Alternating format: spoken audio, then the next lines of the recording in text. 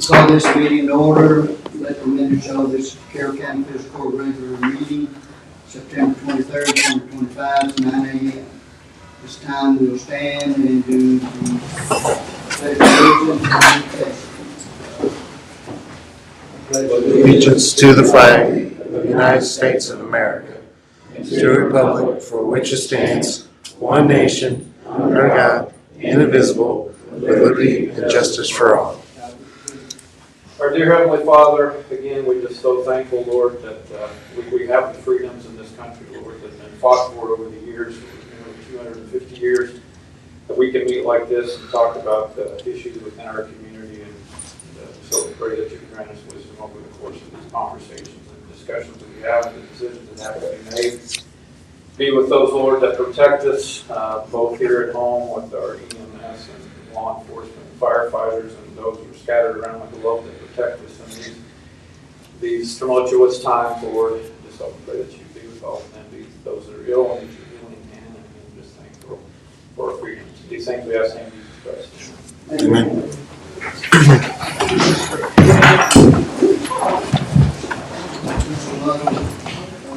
Additional here, if you have your cell phone with you, please make sure they're silenced, if you would, please. I'm keeping mine silenced this time. So, need a motion to approve the minutes for September 9th. So moved. 2025. Moved by Benji, second by Scott. All in favor? Budget transfers, you have them, the motion.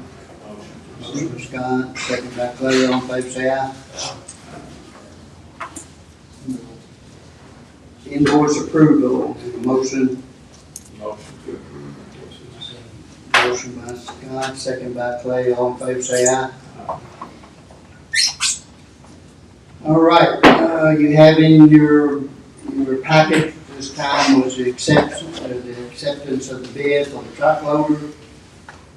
We had to make this formal. You have the reasons in there why we went with that higher bid and everything, and that was recommendations from the road department, and that they went and checked these out and did their studies on them. So I need a motion. I'll make a motion to buy the 2025 Takaluchi TL 12V2 tractor loader for $97,000.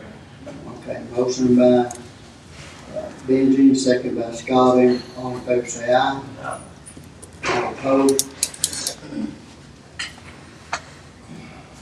Okay, Nick, we're at the bid opening for the surplus.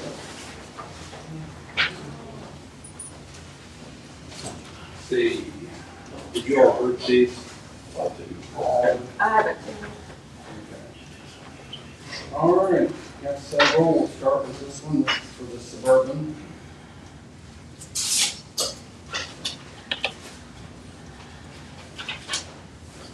Bid received by Chris Reese for $250 on the Suburban. Second one's for the 2009 Ford F-150.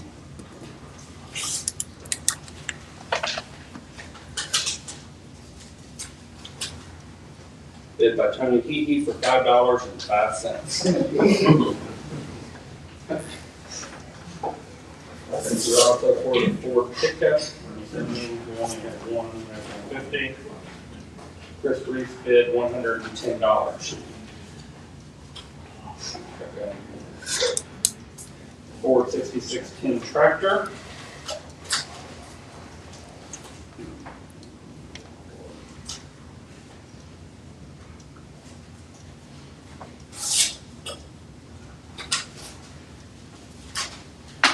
By Willie Humphrey for $3,599.50.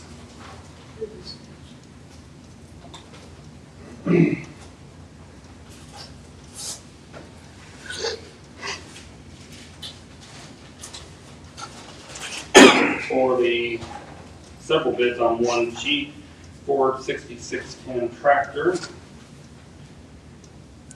The problem is this bid fails to state who the bidder is. So the 6610 tractor, we have a $1,000 bid, a Briggs & Stratton snow blower, $101, and a Cup Cadet, $50. Without a bidder, I don't know who to award this to.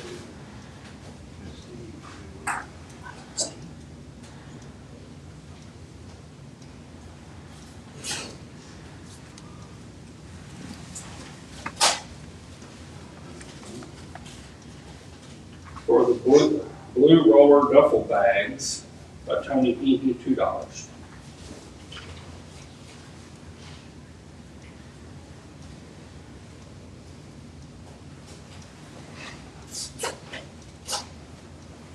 This one is on the Craftsman Eater 1 Weed Eater. Tony Heaton, $10.10.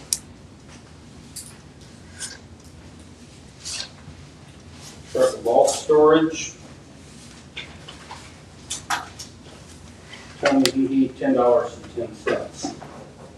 Deep truck bed toolbox.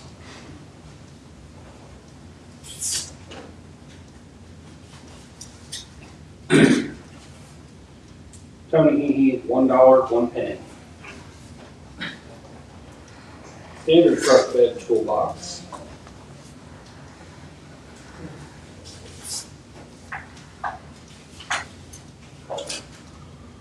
$1.01. Tony Heaton. 2 side bed toolboxes.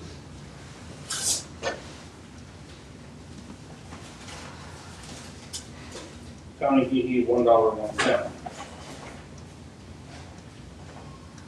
This just says toolboxes.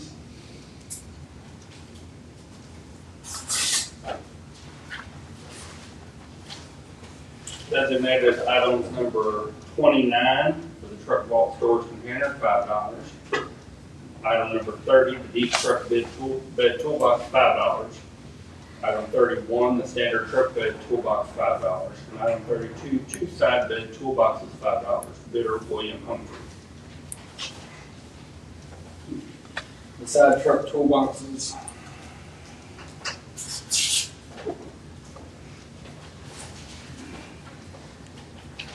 Submitted by Gavin Pella for $50 for the side truck toolbox. Animal control specialty.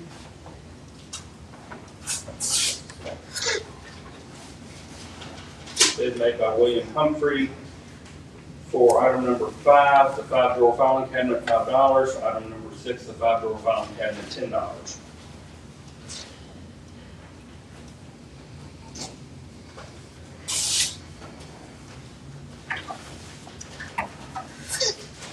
William Humphrey for the mid-size dog box, item number 33, $10. Item 34, additional mid-size dog box, $10. Item 35, large dog box for pickup truck, $25.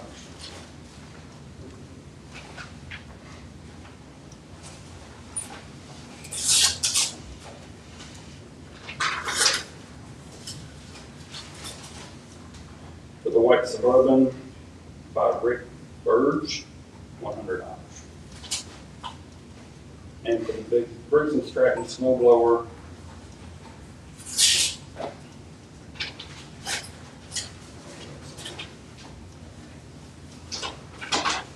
by Chris Reese, $150.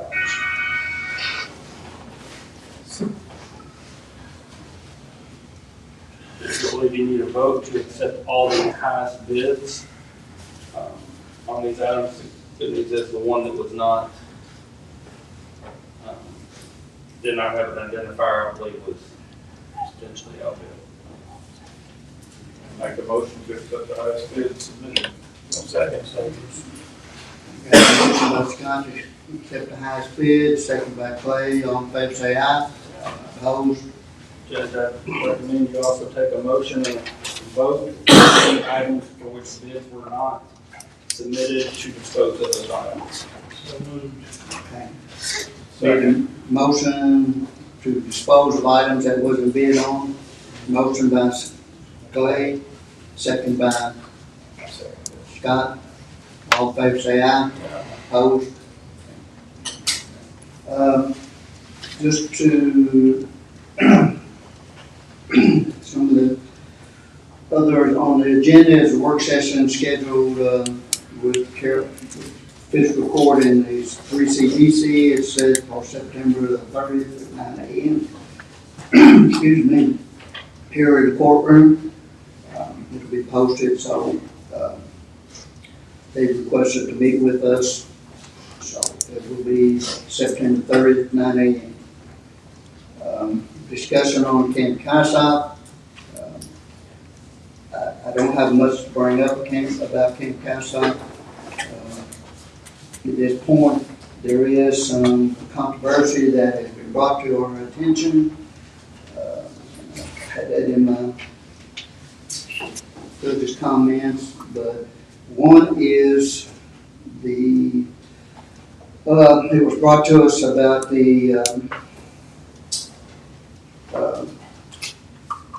our group using it on Sundays, afternoons, once a month out there for a jam session. Some controversy has been brought up. Why do they get to use it and not have to rent or pay rent for that day of that jam session? I know it's just like 2 or 3 hours on like second Sunday of every month.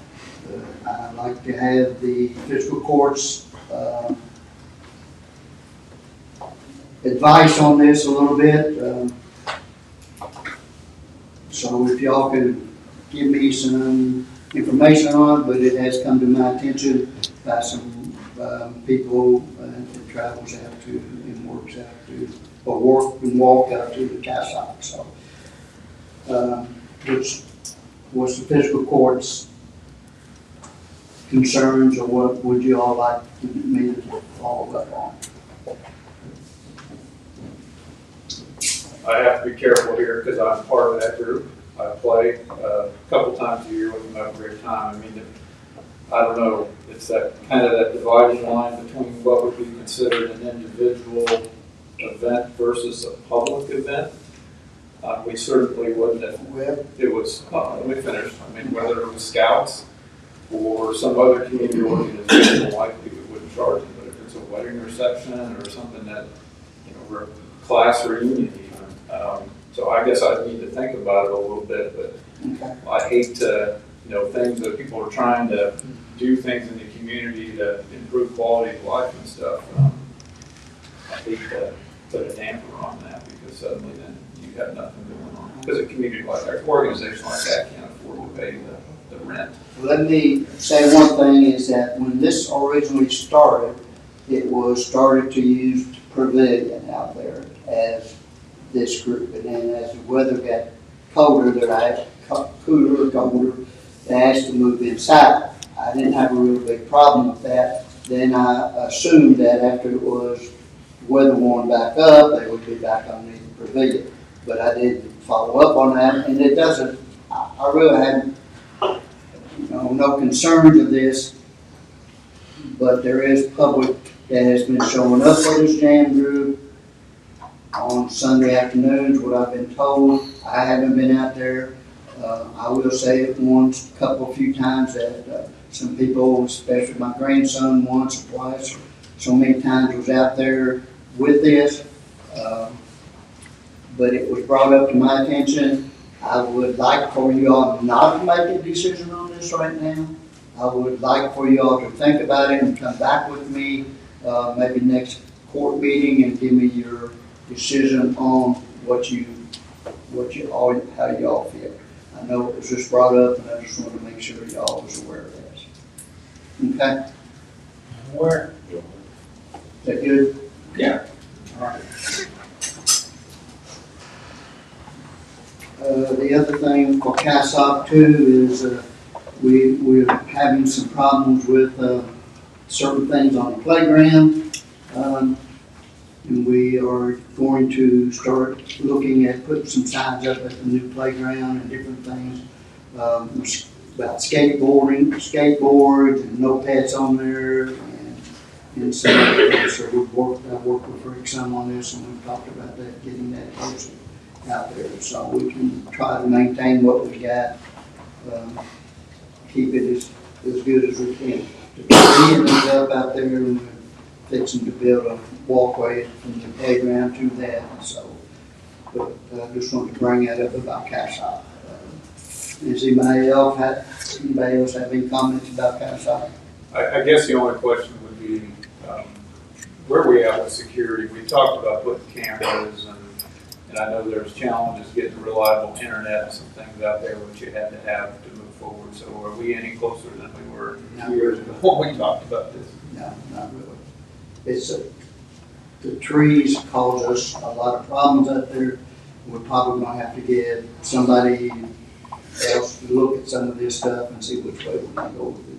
About getting some kind of security camera, either really when they come in or get them in certain areas that they do, you know, record and whatever, so we know where it's at.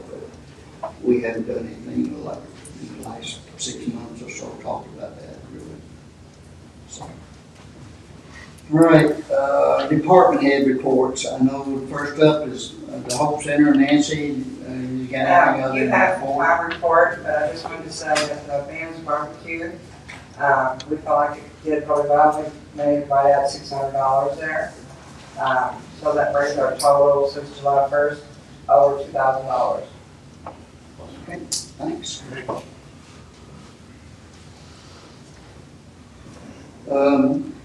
Carroll County Dispatch representative, but they gave us a report last meeting, and I put it in your packets of all the calls that we're going through Carroll County Dispatch at this point. Solid Waste Director, BJ, do you have anything on your report? No, you guys have my report. It's just been super busy. If you have any questions. I guess one question here, because we haven't heard a lot about it, but this, a part-time office assistant is hired.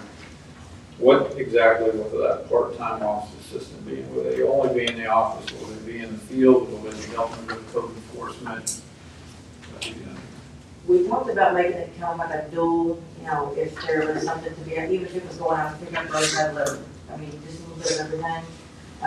Mainly in the office to get, you know, to keep up with, as the FEMA stuff is hit, it's been a lot of paperwork. So mainly just office work in general, but if there's a day that, you know, somebody throws something off the side of the road that we can go take care of, so they can use it out. So they may be down in the ditch lifting dragging a couch out, stuff like that. I mean, seriously, you're in vision as well. So, I mean, possibly. I mean, we had talked about also having like a small crew for roadside little pickup at some point in time. You know, just like maybe 4 or something like that for those bigger items. I think we can work with the job description for that part-time person as we're going to with our new HR person, Bob. We can get some kind of. yeah, I mean, I guess I would like to see something like that as a good position. I think I have to look at the budget, whether or not we have this in here.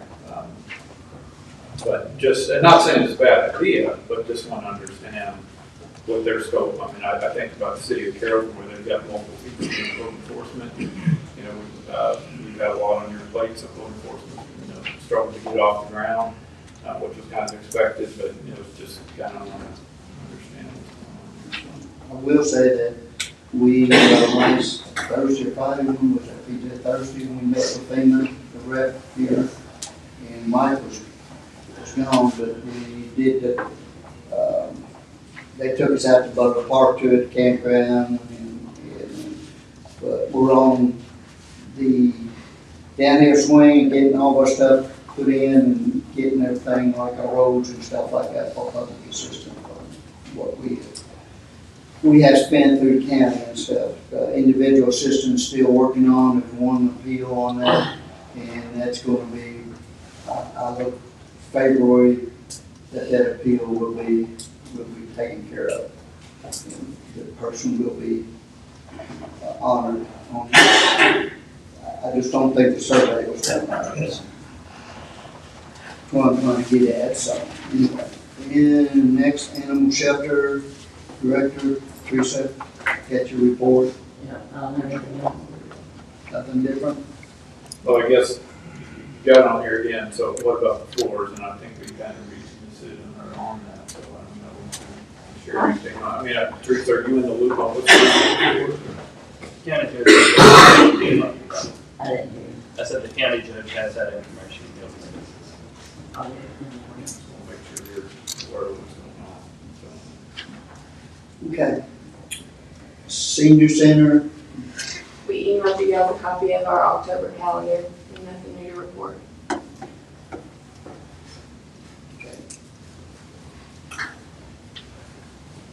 Road Department Supervisor, G, you know, got anything any different?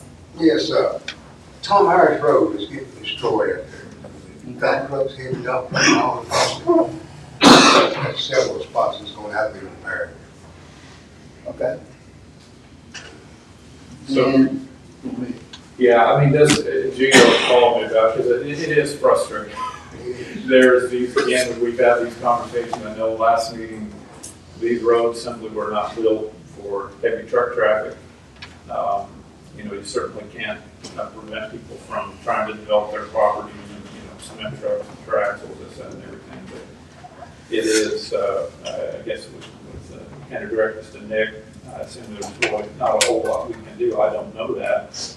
But, you know, we continue to struggle with just spots in the road, and to get everybody back in their base repairs, right? You know, I mean, you're gonna take this one out. I assume, Ricky, we can get the DOT to set it there and weigh those trucks. I know they gotta be overweight. They used to have portable scales. I don't know if they carry them anymore. I don't know. I'll say you do. And you gotta set the weight limits on the county. Yeah, roads. that's the Yeah. thing. We have to set down and do I mean, you're wanting development, housing development, are you gonna cripple your homeowners who are wanting to build on these roads, but not being able to use a truck or a concrete truck? I mean, that's the question you gotta answer. Well, it's gotta be legal though, you can only own the They house. gotta be legal, Yeah. they should be legal coming off the scales out of the pit. Yeah. So, but just because they're not, you know, ideal for a county road, that's our problem, that the road's not built to spec to be able to hold the truck.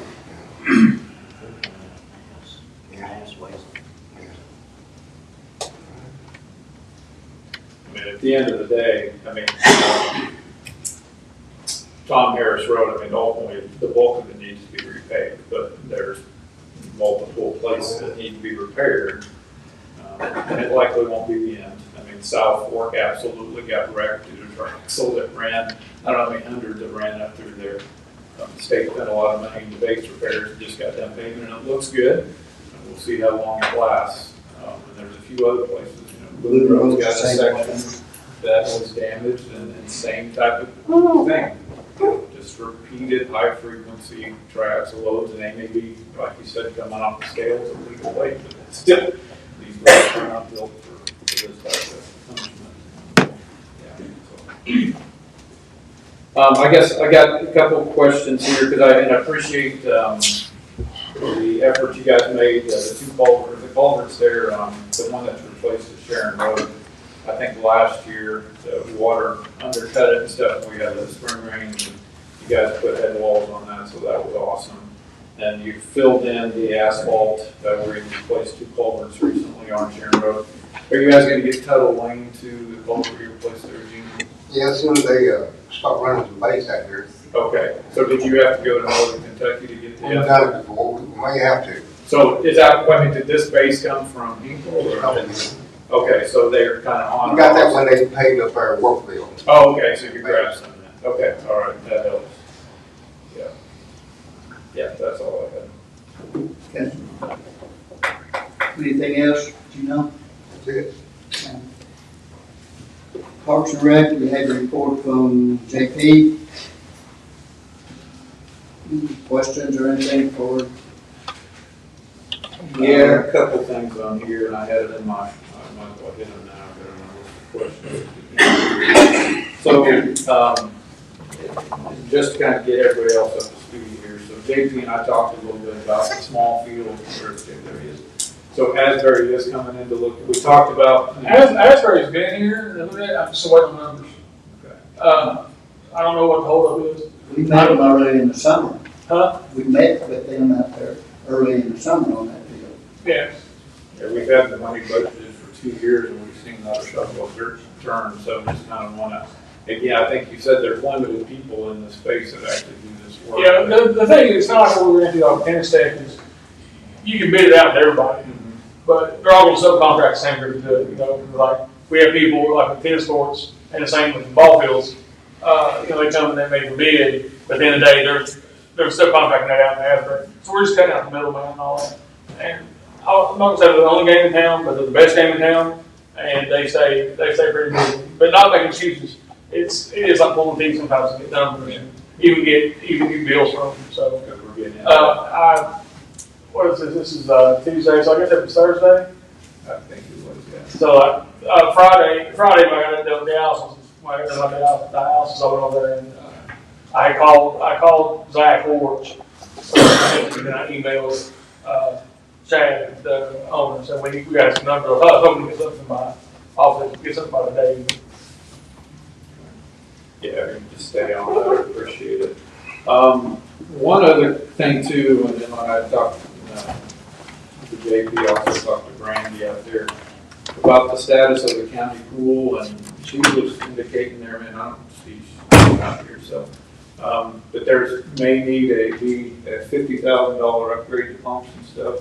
They have it ready for next year, so I'm just kind of. I don't know if it's $50,000. That's what she quoted, so I'm just. We are working on pump. I'm not seeing anything. Upgrade pump. There's been no quote or no. Okay, that's what was thrown out there, We so. called, we're getting quotes on Yeah, it. we'll get Okay, it. I just wanted to clear, because again, this is kind of turning into a money pit, just trying to understand where we're at, what the likelihood of it being open next. This is the next step probably we have to do on this pool that will be ready to go for.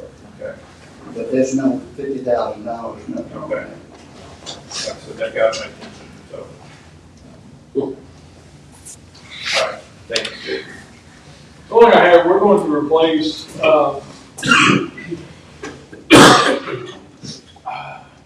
going to replace some signage out there at the park. We're actually going to reuse the signs. We're going to replace the poles. You know, we got those green stakes everywhere. They get hit, kids pull on everything else. So we're going to do some, we'll put some 4x out there, sink them about 2 foot, and stain them and put the signs on those. That, and then if y'all get a chance, look at that stuff from the cash place on those garbage cans. Yeah, what it's called. But basically, you set the garbage can in there. So do we have information, I see, I just got waiting on decision concerning all the precast, but we have no information on that. So They were put in your box. I know the judge has a copy. if it was, I apologize, I didn't see it. That's been, gosh, 2 meetings ago. I'll go back and look through my stuff. Do you have that electronically? You can email us that? I can email it. I'll email it right tonight. That doesn't ring a bell at all. But is this actually for the heavy duty? It's 6, basically it's 6, it's concrete. Try to get 6 of them, put them in very visible spots. Again, we appreciate the opportunity in the blue barrels, but I'm kind of tired of the blue barrels and they blow over and we're picking them up every morning and everything else.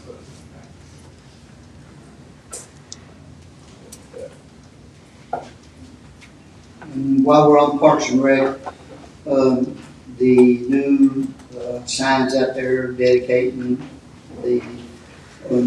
showing that it's Robert M. Westbrook Memorial Park, plus on that sign is what the park complex, ball complex, I should say, was dedicated to John T. Ray Memorial. So that sign's up on the corner there as you go in off the drive-by.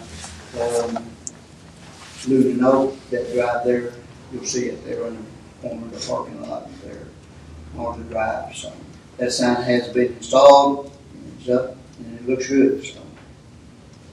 Yeah, as the season winds down, JB, we're gonna be able to get in there and do some painting on the complex later.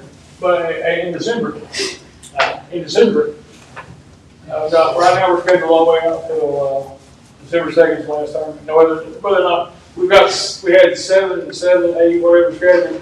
We've had one. We'll have one this weekend. Again, people think if you can schedule a tournament, everybody's gonna show up. That's not. I mean, that's if that was the case, we'd have one every weekend.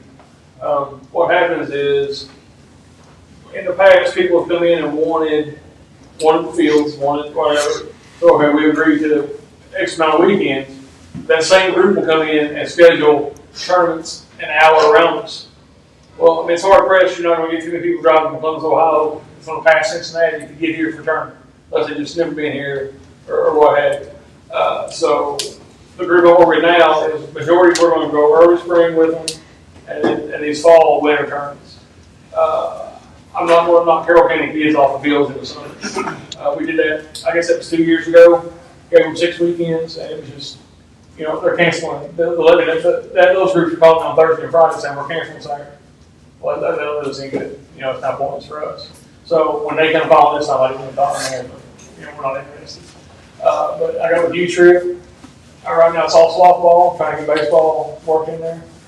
Just mostly on weekends? Huh? Mostly on the weekends? Yeah, it's on, the dates are right there on No, the, I'm talking about doing like, what we need to do like sometime during the week, if like it's there.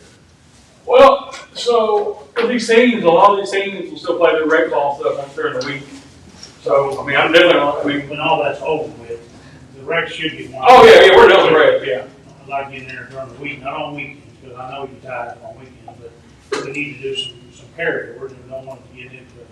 That's fine, as long as I got people there, as long as I got people there, because the pressure washing didn't work out too great.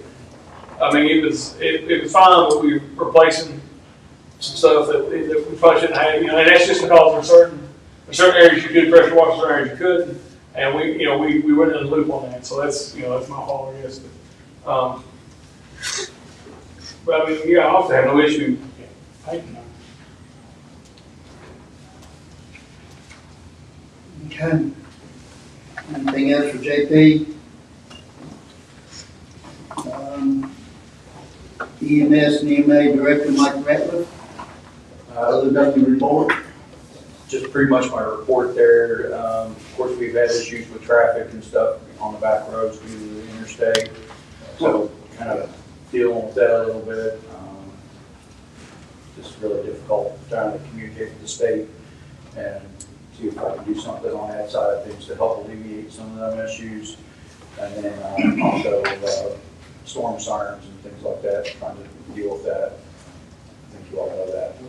Since you brought the traffic thing up, I did call, we had a report of, I forgot what road they was going down, could have been White's Run, whatever, that the 467, that the GPS and all was routing them down 467, Highway 36, making either a right-hand or a left-hand turn, having tractor trailers be installed there, among other, maybe some dump trucks or whatever. I did make a call to Department of Transportation last week. They are working on to getting that GPS part, trying to get it changed. They are going to put some signage up on 467 and stuff that for the traffic and stuff, so they know that this is the wrong route. Even that bridge going in 467 is not really heavy enough to carry the tractor trailers and again, or dump trucks and stuff, but you can't stop the dump trucks really running that much. But the turn up there on 467 at the junction of 36 is becoming a problem. They have to unhook the trailers and have a 1 or 2 big records in there to get these trucks out of there and get the trailers out of there. So that has been a conversation with me and Department of Transportation last week. So hopefully something gets resolved. And that's what I've been trying to communicate with on that, Yeah. trying to resolve. So if you've gotten through, you're getting something on that. Well, Judge, I mean, can we add, we've got a lot of other hotspots in the county where we have trucks on a routine basis. I mean, I had a constituent call me this weekend about noticing an uptick. I think follow Facebook. It's got a lot of conversations on it, and it's a really tough nut to crack. But if you've got their ear, if they will listen, I mean, to some of our other concerns, that would be awesome. Would you all put that down on a list, make a list for me? I will make sure, I do have their ear, but you know,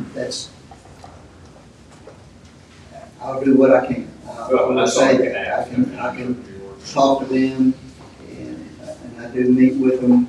Well, I'm not meeting with them, but when I do run across our Secretary of Transportation stuff, I do voice my opinion. Some of y'all might know with them already, so. Okay.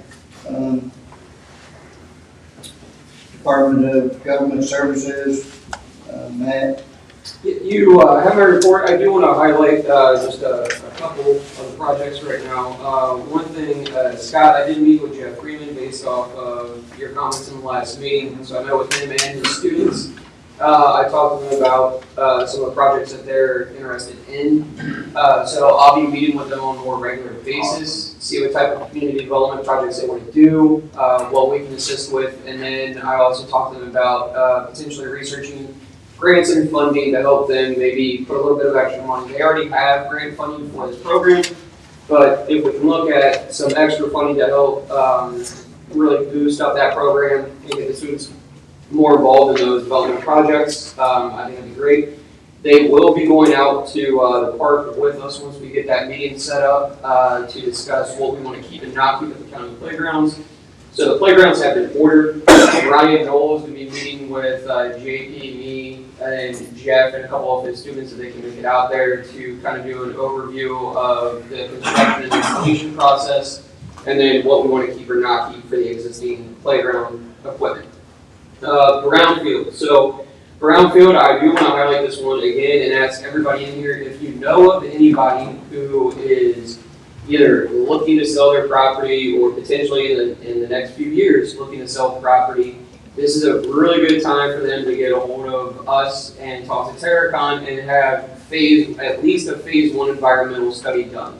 If a phase 2 environmental study is required, then they can also get that.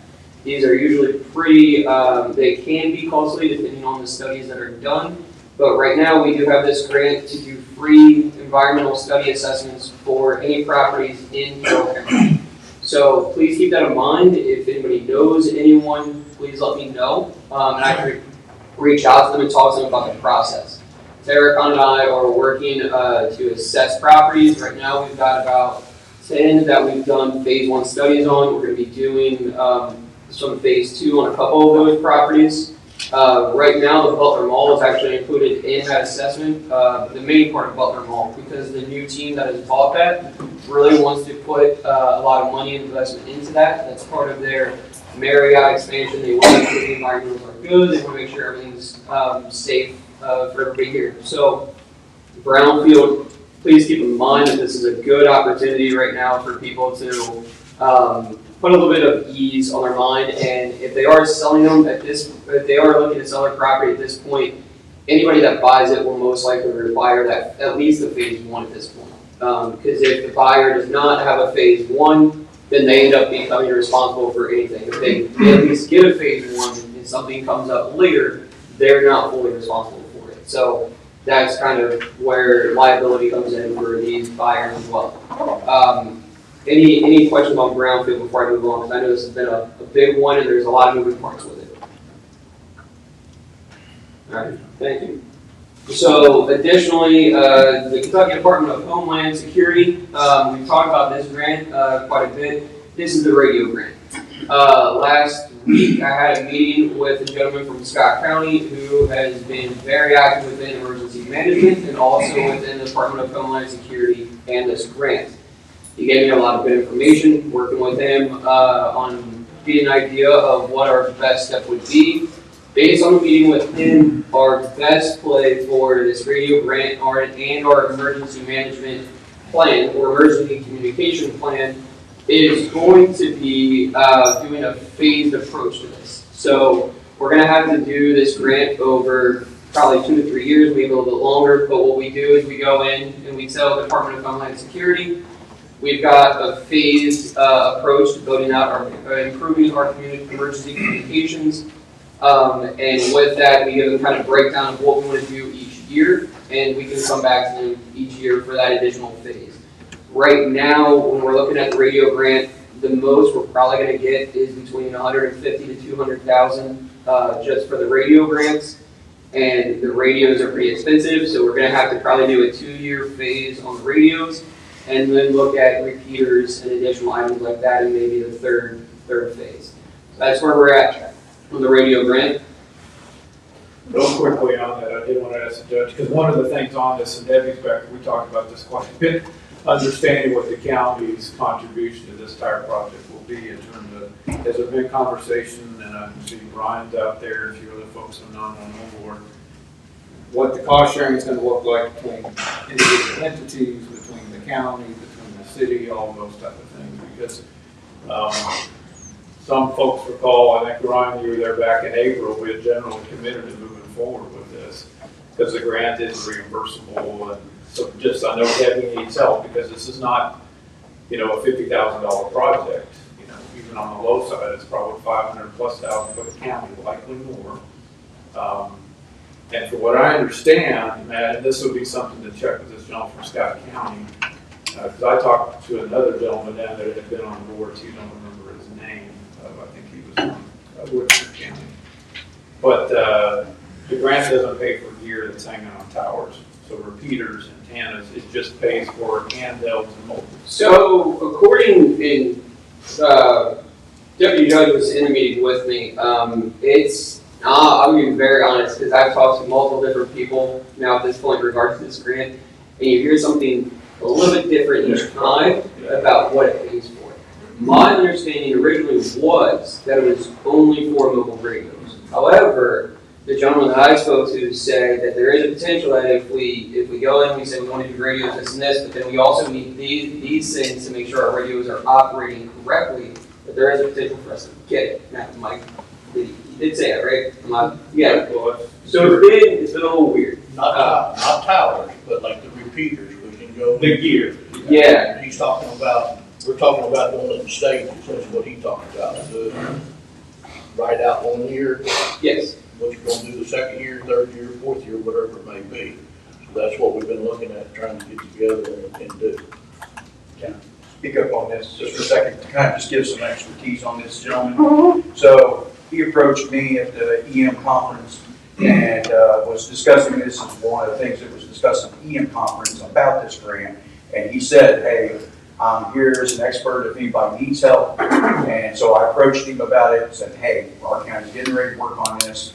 And so he said that he has served on this board as part of ones who have worked with the grant process on this. So he is actually involved in the approval processes and everything. So he's very familiar with this. So pretty much whatever he says, it's pretty set in stone.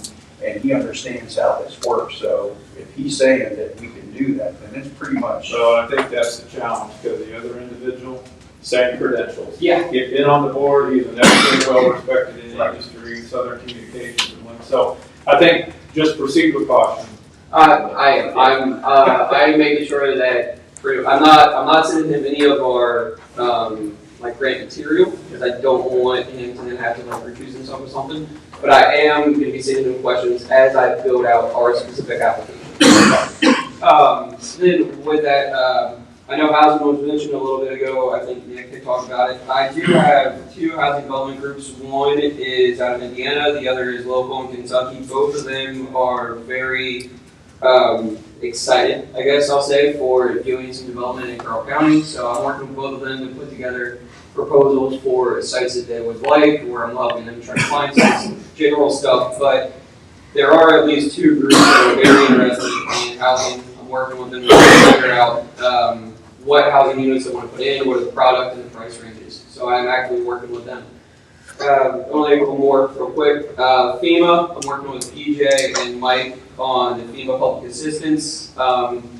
That is going to be pretty difficult right now because the federal government is trying to put all of the onus on the state. So we're trying to make sure that all of our application documents are pretty much perfect so that there's no delay or no denying it. The federal government is trying to push all of the onus for the public assistance grant on the state.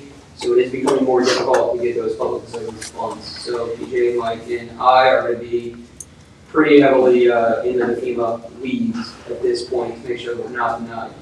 Cybersecurity grants. I've been working on some cybersecurity information and and figuring out where we're at as far as our cybersecurity needs are concerned. Cybersecurity is increasingly getting more and more hairy for government entities regarding ransom software, things of that nature. So I was able to get in contact with a gentleman called Colin Glover. He works for the federal government at the Cybersecurity Agency. He's going to be great making a trip here with myself and Greg Warfield to discuss our cybersecurity needs. If we need anything, if we do need something, what it's going to be. Once we get that kind of report and recommendation from him, I can start looking for grants to help get those improvements if they're needed. And then the last thing, I'll just touch on it one more time. The Marriott at Butler Mall, they're moving forward with it. I put them in contact with an attorney who specializes in some real estate developments because they need to, the Marriott requires them to separate that parcel and get a address that is solely for the Marriott. So they're moving forward with it. They're guns blazing with it, so we should be seeing some pretty good movement soon as far as the Marriott's concerned. As far as I know right now, they are guns blazing. Again, anything can happen with these developments. They've been given approval from Marriott, and they're ready to go. That's all I have. I'm gonna go back to the communication part of it. We're doing this, we're trying to do this in phases, is that what we're doing? But We're gonna have, we look at approximately $1.7 million in that ballpark if we try to do everything at one time. So yes, we're trying to look at it. so right now, the mobile radios, Mike just got a quote from J&N, was it yesterday or Friday, whatever, but he gave it to me this morning. The mobile radios, or the radios that are in the vehicles, and then also the mobile radios, the radio itself is going to be about $500,000 to get everybody the radios they need in Carroll County. So that itself is probably going to be about $500,000 based on the information that we got from J&N. That's, I think, what it totals out to 125 or more radios. It's more than that, actually. Yeah, it's more than About double what we had originally looked at with Southern.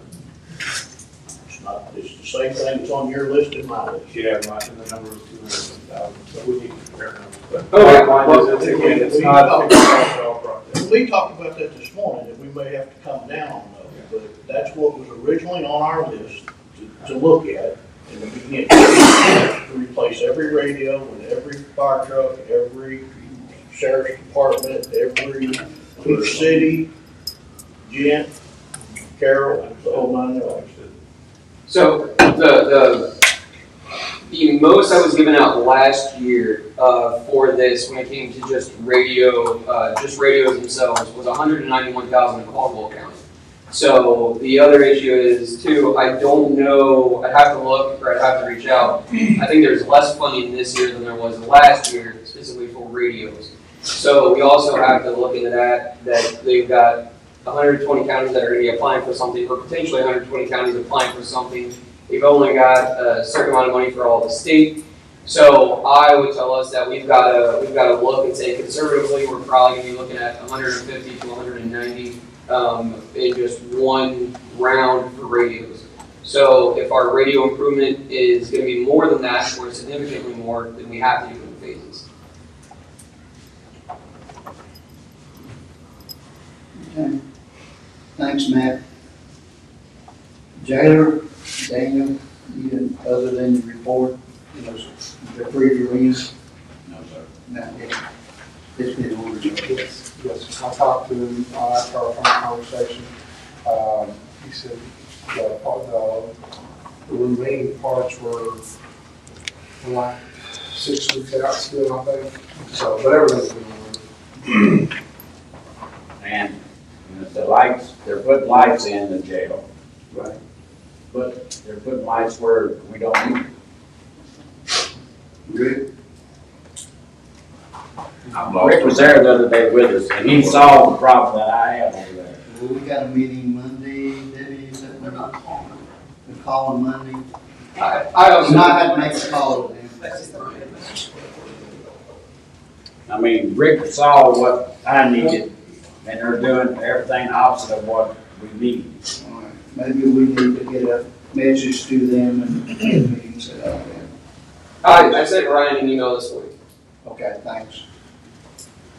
Quick question on another thing that's been out there that we haven't tossed around at all. Is going back and looking at the report that we got from the consultant about where the future of the jail, 3 years from now, 5 years, 10. Is that, I know you two are going to have conversations. Is any of that taking place? Do we have any idea what the future We haven't really moved forward on anything since the last discussion we had. Our, I guess, concerns have been one with the lighting and working with that, but the other was the roof problem. Yes. And that's what we're trying to get situated, taken care of by this other group. And we'll basically be solar on that jail, on the detention center too. And I believe water was involved in that too. They talked about the water lines Yeah. So that's what we've been focusing on, that kind of stuff right there. That taken care of. There is a lot of water. I mean, after the rain yesterday and last night, yeah, I had several leaks this morning. Yeah. But, you know, that's one of the big concerns right now, but like I said, the lights they're putting in, I mean, you can see anything in the world, but he's putting them down the hallways and in the vestibule. They're not putting them in the cells. Not putting them in the cells, and that's where they're needed more than anywhere. Okay. I guess we need to follow up with them. And Matt, you said you had I'll get to Matt. He had an email. You had a call in to Ryan? Yeah, Ryan, I sent Ryan an email, and then he actually called me right before we started the fiscal court meeting. We'll probably need to sit down and talk to them. Yeah, I'll see if he can come in this week. How about that? Okay, thank you. Yeah, I think, you know, we have focused on media and stuff. You've got to keep the ship from sinking, but longer term, I mean, you know how it is. You get to a point that situations that you kick the can. Oh, absolutely. Yeah. So. Brent, you have anything? How do you know? You good? How's your hand? Great. Great. Bill Lewis is with us from 3CDC. Do you have anything to discuss quickly? Good morning, sir. Just two things. We had our first 7 leader professional day last week, which was our Ag Day on the Jones Farm. I do want to highlight that November 21st is our city government day. So we'll be bringing students to both the courthouse and the city hall. So I'll get with you and your team to kind of plan that day out, what that's going to look like for them. Roughly 20 students will be here. Our junior class and some seniors who missed out last year. And then I'm working with Eileen, with Director Ashcraft and her team to kind of reinvigorate the idea of getting them a new facility. They are in desperate need of a new building, so I've talked to the superintendent about that, and obviously I spoke to you briefly about that possible co-location with JCTC, because that would solve the transportation issue for them in terms of the students that go to JCTC for that. So that's a long-term project, that's a big project, but that is something that we kind of dusted off and spoke to Matt briefly about that, and we'll bring him in on that as we kind of get further down the line. But outside of that, we're rolling. So any questions with you? No, nothing right now. Anybody? Okay. Rick, do you have anything you want to bring up about maintenance issues right now or anything?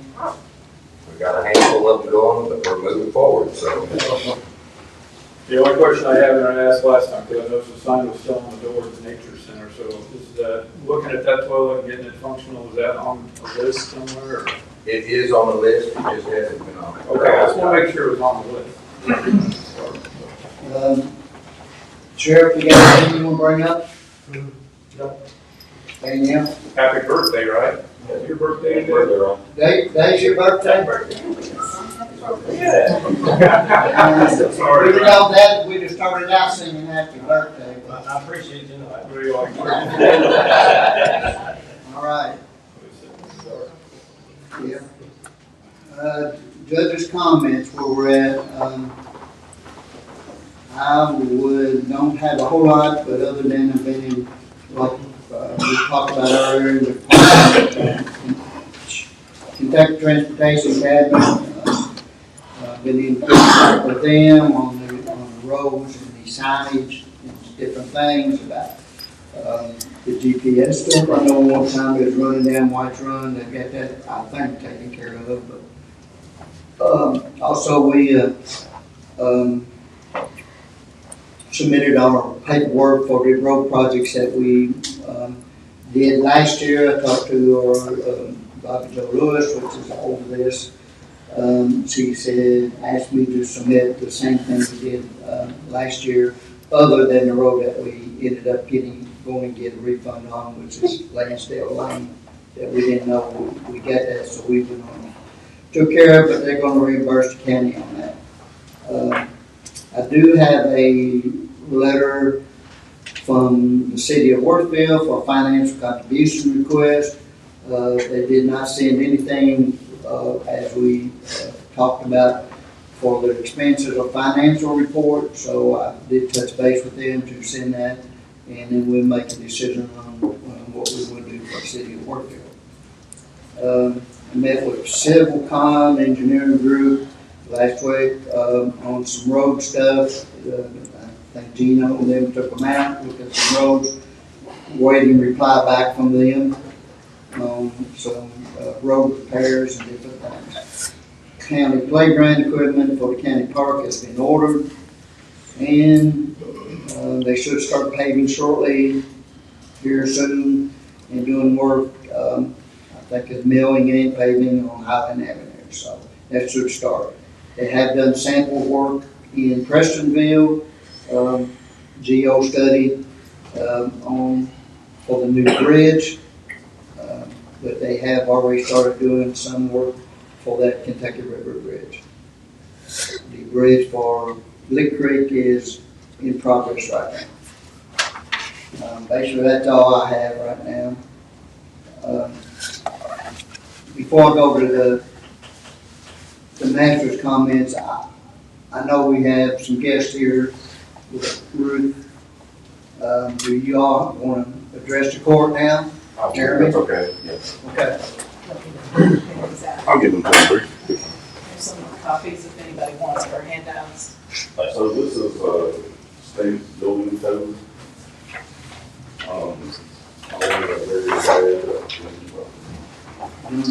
learned a very bad, I had some misfortune last Thursday. Oh, okay. On the new boat and RV stores in our building. Of course, I did not call the county about this specific facility, but I have called in the past, and I'm always told that there's nothing I need to do from you guys, nothing at all. We have no plan to do so. Yes, well, I learned the hard way last Thursday. I invested about $600,000 in a piece of property out by my current storage units, field and a lumber package, trusses. The state shut me down last week. Because the reason is because we don't have a county building inspector. It automatically goes to the state. Correct. And you have to have a state permit. I do not know this, and I'm guilty. It's my fault. I guess I should have went further into this, but it's not only commercial. Everybody thinks it's just commercial. It's not.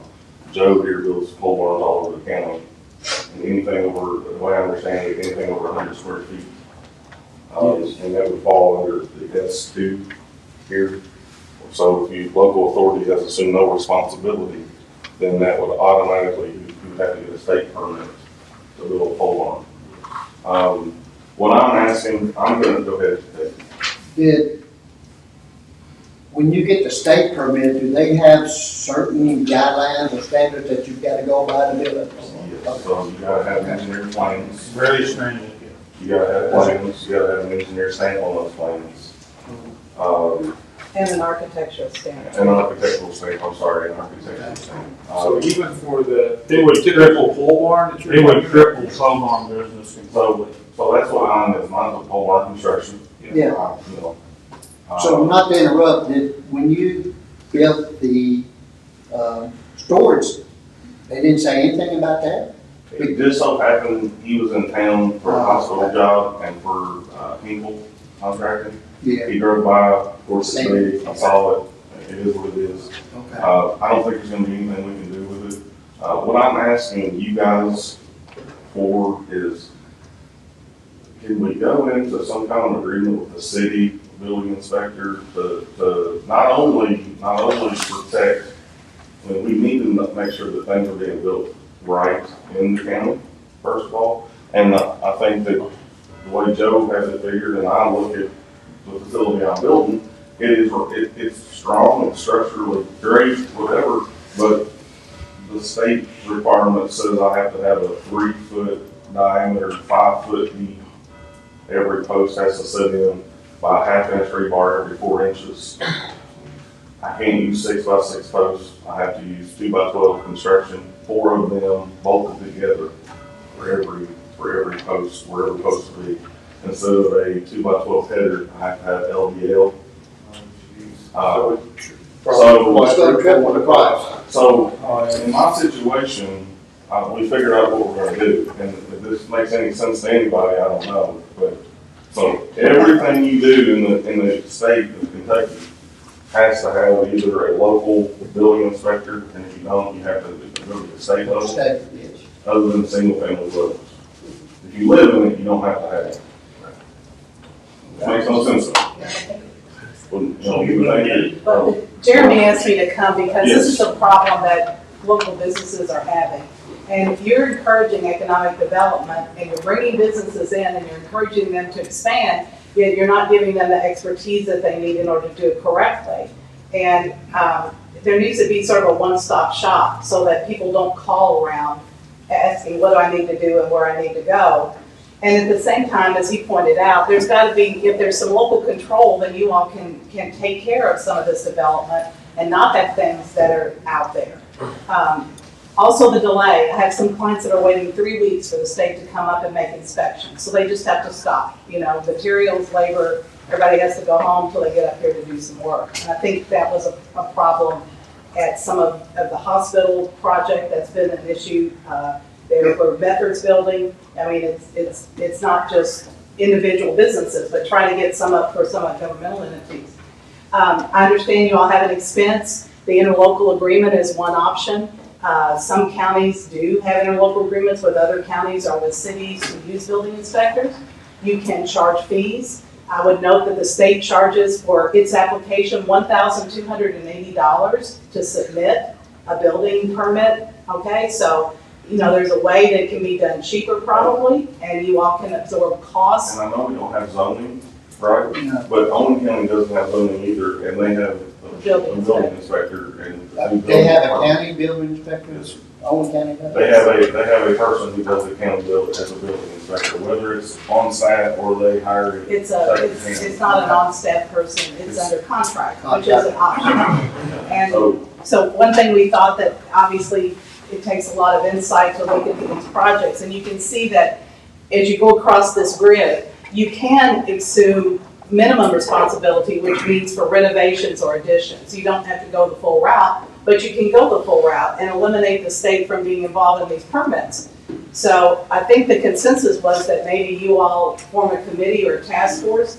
You've got Matt who's out there trying to bring in new business, but then he has to tell them you have to go to the state to get this stuff done. I will say this, that's been a discussion that I've been having with the Marriott development. It's been a little confusing on their end. I've been working with them too. So I mean, it's something that I have been navigating with others, with not having our own. But I mean, yeah, it is something that I've ran into. So maybe you take some time and look at it, form a committee, talk to chamber members, talk to Development Corporation, and see if there's an overall consensus, and then see what's out there as far as interlocal agreements and or contracting, you know, individually on a case-by-case basis to get permits. I would like to look too at what, and I'm sorry, this is more. I mean, it's my fault. I'm the one doing it. I'm not going to say it's all your fault, but anyway, besides, this is something that's probably been cooking for a long time, really, that we probably should have looked at, you know, prior to my becoming judge executive and not with this master's, not putting them to blame either. It's probably something that should have been looked at years ago, maybe. But you hit on some, or Ruth, about Owen County. If they contracted now, well, I would probably talk to Judge Woodward over there. Let me talk to him and see which way they go. and see if we can work through this somehow. So the amount of buildings in the county that's been erected. Right, right. As far as I know, right now, there's only one certified building inspector in the county, and that's Robert. Yeah. Yes, He's the only one that's actually certified as. But if we can contract with him to do some of that stuff, I know we'll have to set up, Nick will have to help us set that up somehow, we can the attorney, but the fiscal court needs to give me permission to move forward. Well, I was gonna say, when we just make an interlocal agreement, go there and local agreement either with the city or whatever our best option is. Right. And then discussion can happen. Yeah, and I think an interlocal agreement's probably gonna work well temporarily, but I think for long term, we really need to look at it as a county. Yeah. And wanting buildings. Yeah. And the city interested, I mean, Robert's. Retirement, so. And talking to Rob, I've talked to Rob several times about this, and he's actually tried to get a hold of the state inspector, and the guy's just being told. Yeah, well. It is what it is. I've dealt with the state on a lot of other things with. Right. No, Rob said, Darren, we would, it's built to my satisfaction, I would pass it in a heartbeat, it would be no issue whatsoever. I know, Joe's building these buildings and you've been involved in that I know it's not, the corners haven't been cut. Right, well, even the car wash, when the car wash burned, realistically, I should have had a state permit. Never come back. I never did. And I know this ain't gonna happen overnight, so I'm gonna move on and do something else with my facility. We're gonna do single family dwellings. I can't talk him out of it. So what, I mean.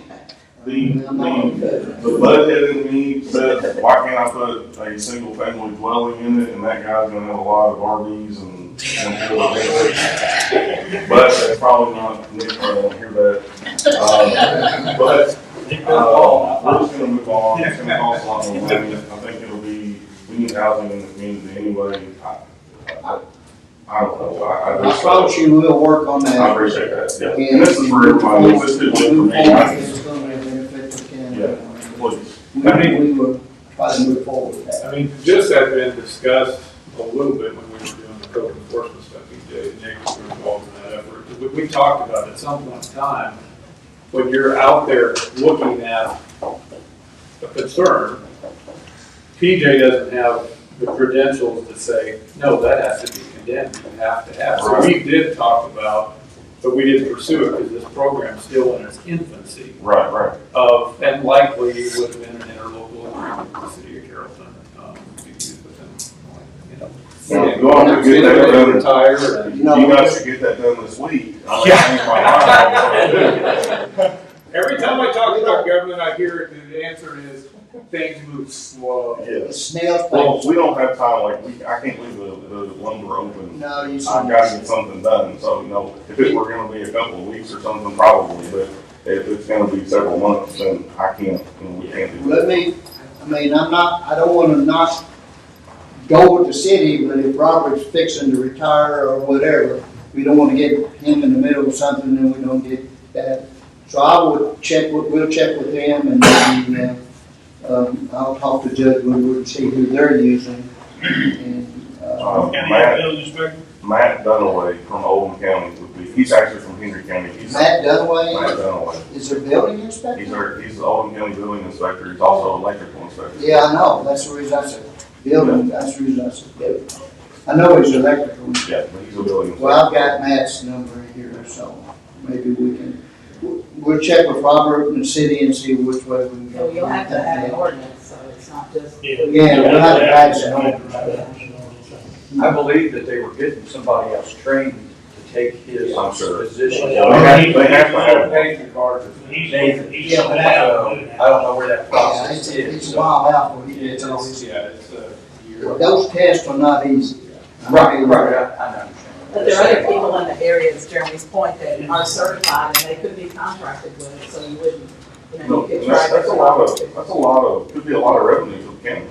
Oh, it can be it can be an addition. It could be a game changer for a building. It could. And you're gonna have a tough time getting, sir, I don't forget your name, but you were talking about having folks come in to build housing and stuff like that. You're gonna have a hard time getting folks to do that without anything like this. Without some kind of rules and regulations, you're not gonna get housing here. people are not. Well, we appreciate you bringing that forward, man. I appreciate you guys. Thanks for your time. Everybody that's involved in that, so. I was just wondering myself when I come through the other day, and I said, there's some progress being done on that, and I thought something else had happened, so. We were gonna set trusses on Friday, and we had to call, that cost me $3,000 for the crane, canceling the crane. Yeah. All right. We work, okay. That's all I got for you. Thank you. All right. And I'll keep in touch with you, so you can distribute it out however you want to, whatever. Is that okay? Okay. That's fair. All right. Any attorney's comments? Judge, the only thing I have, Ms. Hines gave me 3 dates of October 3rd, 13th, and 15th is afternoons that she will be available to come on site with your staff and your team. So if you let me know which of those dates you want, then I'll confirm with her. Okay. Let me check my schedule in the office before we do that. And I'll email you or text you. Okay? Sir. All right. Anything else? Yes, sir. Okay, master's comments, we'll start with Benji. Only I'm gonna ask about is Carroll Road and West Brom home trimming. They're on it. All right, They're on there. It's on the schedule. all right, appreciate it. Clay? I want to thank the road department, they finished up that little project out at Worthville, and widening, that bottom of Jackson Ridge. Great job on that, guys, it looks good, it looks like, I'm glad we didn't contract it out, I think you guys done a good job as a contractor, it looks really nice, so I appreciate that. And the other part is the, I think you and Jimmy, so we can go out there and look at that, you and Gino, look at the parking lot we were talking about earlier. And get forward working on some of that. But that's all I've got. Parking lot at Caddy Park? Yes. Okay.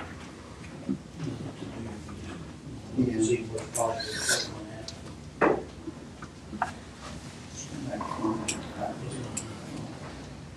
that. Scott? Yeah, I think I probably said enough. The only one I had here was a constituent who called, and Jeff, you already know about it, but again, county park pathway for JPs, I guess, benefit. It runs parallel to the ladder lane. It is inundated with mud and stuff. Yeah, and so when you guys get your new skid steer, it'd be a great job. Run down through there and clean that thing off. Anyway, that's all I've got. Mow trimming, they did an awesome job in District 3, Benji, so. One still waiting.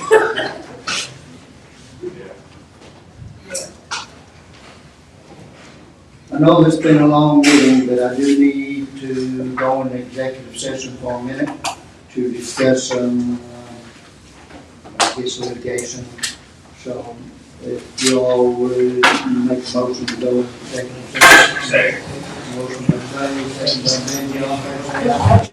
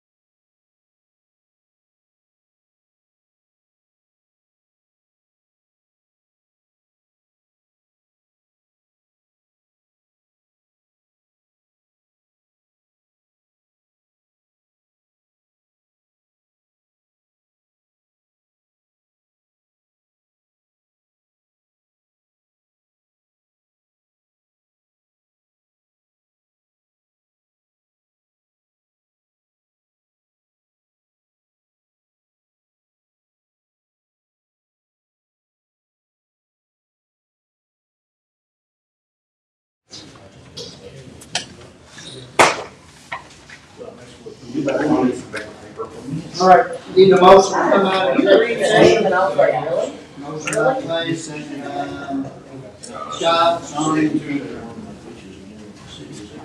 All in favor, say aye. Motion to adjourn.